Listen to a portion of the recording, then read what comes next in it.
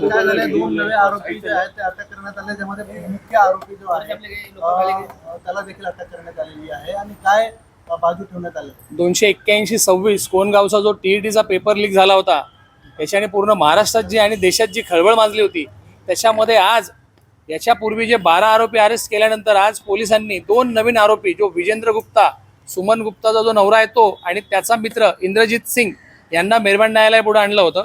त्यांच्याकडनं पोलिसांना अशी माहिती मिळालेली आहे का यांनी तो पेपर लीक करण्यामध्ये आरोपी नंबर 1, 3 आणि 11 म्हणजे धीरज, आकाश आणि राजीव शाह यांना मदत केलेली आहे. आणि यांच्या मदतीने यांनी महाराष्ट्रामध्ये येऊन तो सदरचा पेपर लीक करण्याचं कट कारस्थान आखलेलं आहे.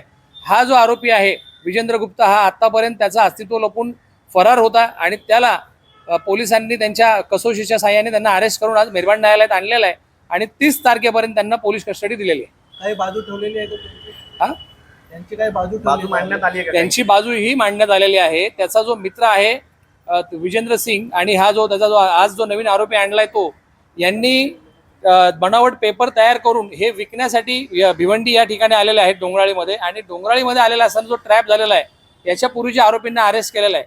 हे फक्त CDRच्या माध्यमातून आणि याच्या फोनच्या माध्यमातून इथपर्यंत आलेले आहेत असं यांचं म्हणणं आहे. पण प्रत्यक्ष जाग्यावर आम्ही यांची अशी बाजू मांडली का प्रत्यक्ष जाग्यावर हे दोन्हीही आरोपी तिथे नव्हते. हे फक्त संशयित म्हणून यांचे फोन आणि CDR निघालेले आहेत.